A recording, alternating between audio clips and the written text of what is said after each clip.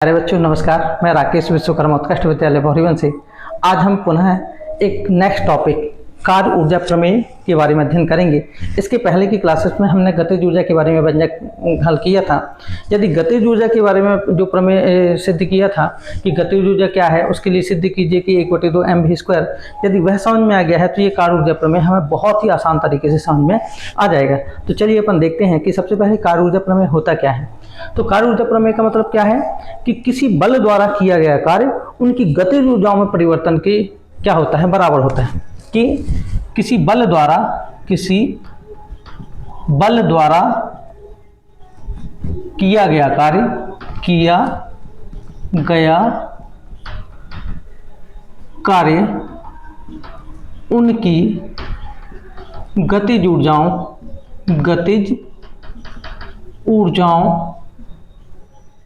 में परिवर्तन के बराबर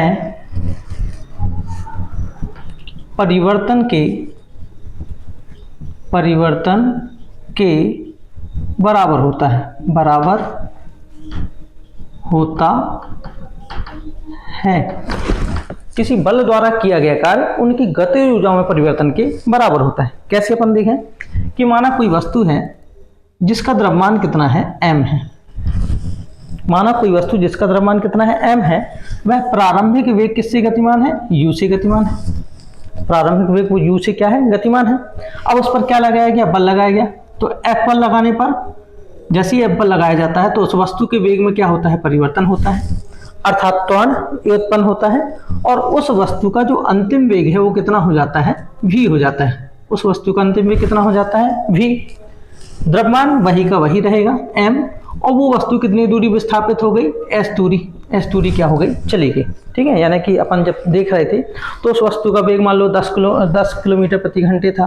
अब उस पर एक्सीलेटर लगाया गया, त्वरण उत्पन्न किया गया या बल लगाया गया, तो वो वस्तु का कुछ समय बाद उसको वेग देखा गया तो 10 से कितना हो गया, 15-20 किलोमीटर प्रति सेकंड हो गया, 20 किलोमीटर प्रति घंटे हो गया। स्वाभाविक है कुछ दूरी चली गई होगी, तो कितनी दूरी चली गई, s दूरी चली गई। यदि इसके आधार पर देखा जाए कार्य ऊर्जा प्रमेय के आधार पर, तो किसी बल द्वारा किया गया कार्य उनकी गतिज ऊर्जाओं में परिवर्तन के क्या होता है, बराबर होता है। तो यदि हम देखें गतिज ऊर्जा का सूत्र क्या होता है कि किसी वस्तु की गतिज ऊर्जा उस वस्तु के द्रव्यमान तथा उसके वेग के वर्ग के गुणनफल की आधी होती है। अब यदि यहाँ पर देखा जाए तो द्रव्यमान कितना है, m, वेग कितना है, u, तो इस स्थिति में इसकी गतिज ऊर्जा कितनी होगी, 1/2 mu²। और यदि यहाँ पर देखा जाए कि यहाँ पर उस वस्तु की गतिज ऊर्जा कितनी होगी, तो 1/2 mv का वर्ग। परिवर्तन कितना हुआ, हम यदि 1/2 mv का वर्ग में से 1/2 mu का वर्ग घटा दें तो किया गया कार्य निकल आएगा। तो यहाँ पर लिखेंगे बल द्वारा किया गया कार्य उनकी गतिज ऊर्जाओं में परिवर्तन के बराबर होता है, अर्थात किया गया कार्य बराबर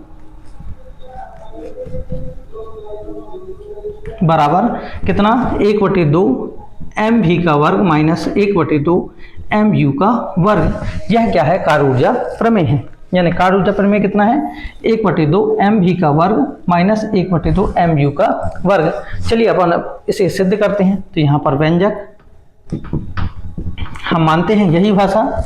माना m द्रव्यमान की कोई वस्तु, m द्रव्यमान की कोई वस्तु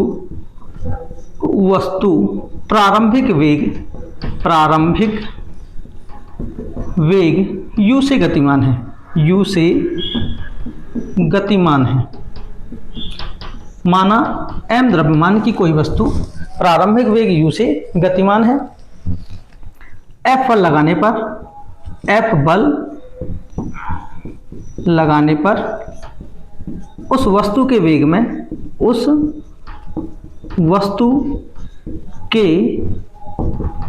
में परिवर्तन होता है, अर्थात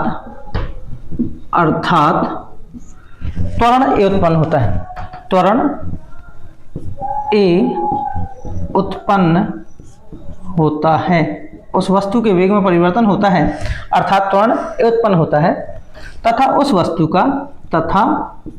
उस वस्तु का अंतिम वेग v हो जाता है, अंतिम वेग v हो जाता है। ठीक है, माना m द्रव्यमान की कोई वस्तु प्रारंभिक वेग u से गतिमान है, F बल लगाने पर उस पर बल लगाया गया, उस वस्तु के वेग में क्या हुआ, परिवर्तन हुआ, अर्थात वेग परिवर्तन की दर को क्या बोलते हैं, त्वरण। तो उस वस्तु के वेग में परिवर्तन होता है अर्थात त्वरण ए उत्पन्न होता है, तथा उस वस्तु का अंतिम वेग कितना हो जाता है, v हो जाता है, या v वेग से वो गतिमान हो जाती है। अब स्वाभाविक है कुछ ना कुछ दूरी गई होगी, तो माना वस्तु का विस्थापन, माना वस्तु का विस्थापन, माना वस्तु का विस्थापन कितना है, s है। पुनः गति के तृतीय समीकरण से, गति के तृतीय समीकरण से, गति का तीसरा समीकरण क्या है, v वर्ग बराबर u वर्ग प्लस 2as। v क्या है, अंतिम वेग, u क्या है, प्रारंभिक वेग, a क्या है, त्वरण, s क्या है, विस्थापन। हम इसके अनुसार इसमें मान रखते हैं। माना m द्रव्यमान की कोई वस्तु प्रारंभिक वेग u से गतिमान है, तो प्रारंभिक वेग u ही है, F पर लगाने पर उस वस्तु के वेग में परिवर्तन होता है अर्थात त्वरण a उत्पन्न होता है, त्वरण a ही है। उस वस्तु का अंतिम वेग कितना हो जाता है, v हो जाता है, तो अंतिम वेग भी कितना है, v है, विस्थापन कितना है, s। तो अंतिम वेग v ही है, तो v वर्ग बराबर प्रारंभिक वेग u है, तो u वर्ग धन कितना हो जाएगा, 2as। u वर्ग का पक्षांतर कर लेते हैं, तो v वर्ग माइनस u वर्ग बराबर कितना हो जाएगा, 2as। यदि हम as का मान ज्ञात करना चाहें तो as बराबर कितना होगा, as बराबर v वर्ग माइनस u वर्ग बटे कितना, 2। ये जो 2 है इसके बटे में जाएगा, v वर्ग माइनस u वर्ग बटे कितना हो जाएगा, 2। यहाँ पर 2 आ गया। अब हम लगाते हैं न्यूटन की गति के द्वितीय नियम से, न्यूटन की गति के द्वितीय नियम से, द्वितीय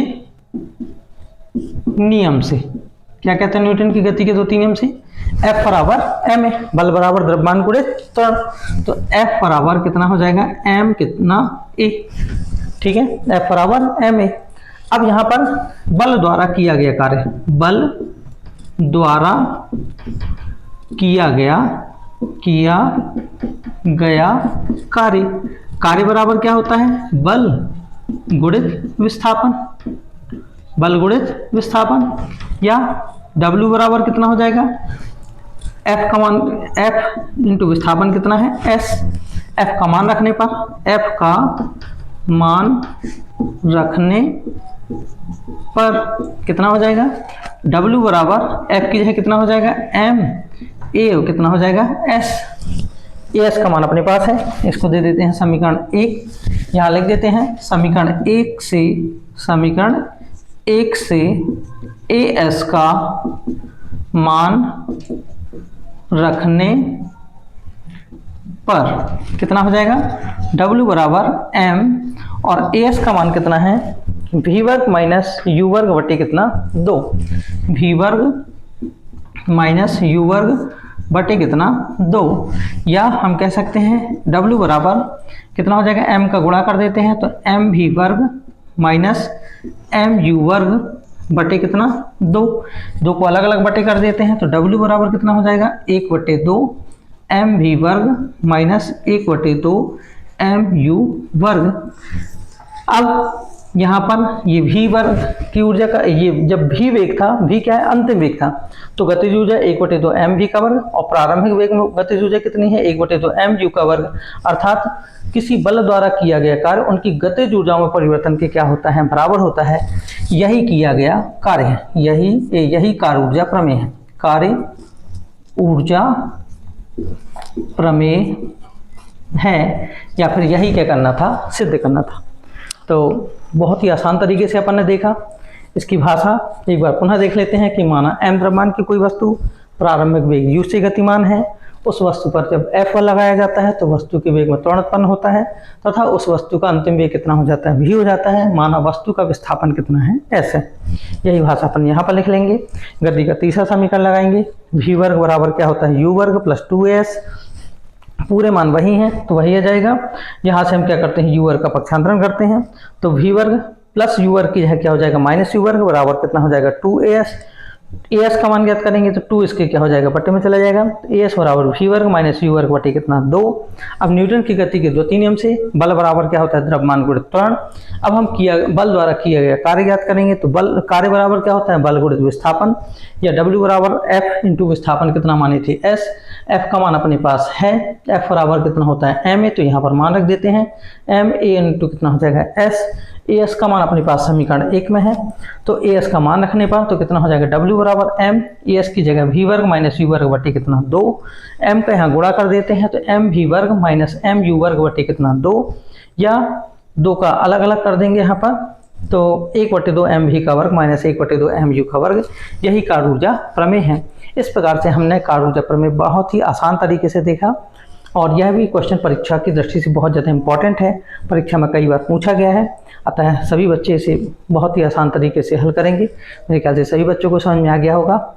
यदि समझ में आ गया है तो सभी बच्चे मेरे चैनल को लाइक करें, सब्सक्राइब करें, शेयर करें, कमेंट्स करें।